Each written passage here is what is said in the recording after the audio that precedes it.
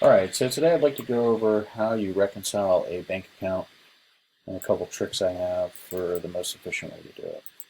So for our company, we have all of our files within the project, so it's for this particular one, we're going to do 4417 Elmwood Drive, reconciliations. These are all reconciled. 2022 is where we're catching up.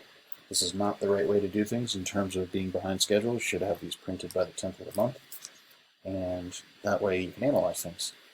So, kind of going into this, here these are all reconciled, so you don't hit the wrong button.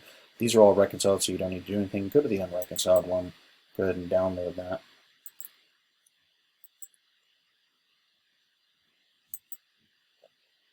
And what we're going to do, what we need to do is match up in Quickbooks. So we can close this out real quick. And what you're going to do is go to banking and reconcile. And for our projects, 99% of them, well, we don't have any credit cards. Our corporate has credit cards. So we're going to go to Sandy Spring Bank. Statement date is 10/31, the last. This is going to be a frozen number, so you shouldn't be changing it. Can't be changing it. And the ending balance is 20,365. Sorry about that. 1, 2, 3, right? No idea who Jeff Broker is. So where did I get that information? Well, we got it from the front page of the statement. And we'll want to verify that all these things are correct before we proceed, or we'll create a messy situation. So first thing is, when was the statement? That's right at the top. Statement date is 10/31, and it is 10/31. The beginning balance is 36,088.51. Again, you can't change that. So there's nothing to really look at there. And then you want to do your ending balance of 20,365.23. Go ahead and start the reconciliation process. This should never pop up. It's 90 days behind, which is not a good thing again. So a couple tricks right out of the gate. What I would do is hide all transactions after the end date, because these are all transactions that have been pending for the next, if this is in October, they're pending October, November, December, January.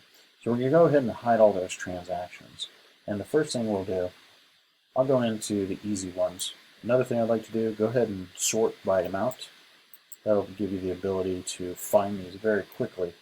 And what we'll do is we'll go in sections. First we'll do checks, then we'll do debits, and then we'll do credits at the bottom of the account here, which are going to be deposits and things of that nature.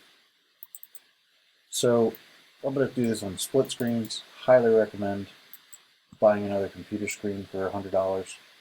It is extremely time consuming to do it on one screen. Okay, now that we have everything set up, what I'm going to do is look for, I do this in sections. So we're going to do the checks first, then the debits. So first we're going to look for 900 and then 11,430. So we'll scroll to the bottom.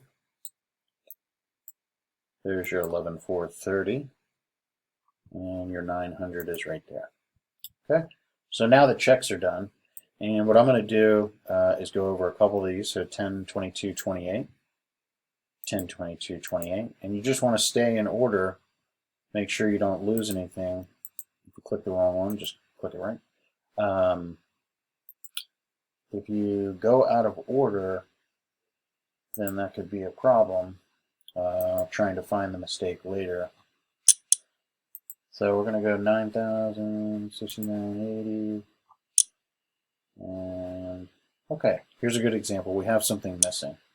So never a good thing to have anything missing, but we will identify this by putting an X next to it.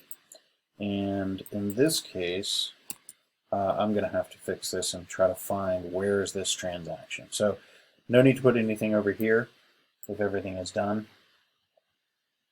And I'm actually going to put this on hold for a moment so you don't get bored, and to kind of expedite things. And I'll get back to you in a second. But I'm going to essentially, I'm going to go through this entire list, check all of them off. Hopefully I won't be missing anything.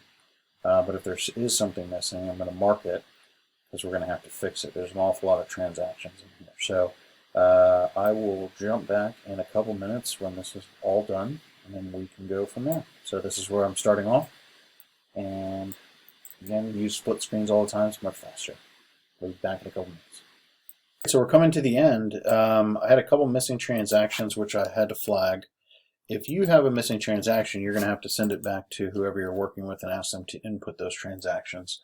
But in this case, I just put them in on my side. And the last couple that we need to sign off on are this one right here and this one right here. And what you'll see is at the bottom right, when it says difference, 0, that means it's totally reconciled. So now your QuickBooks match exactly to your bank account, credit card statement, whatever it is. But once the balance, or excuse me, the difference is 0, then you've essentially matched your books, where in which case you can then close them. So let me know if you have any further questions. After we're done with this, at least for our company, you would go into October, and you're going to go ahead and just change this from unreconciled to reconciled, and you're going to go to the next month. And I think this is a lot less transaction. Yeah, so this one should be a lot more smooth.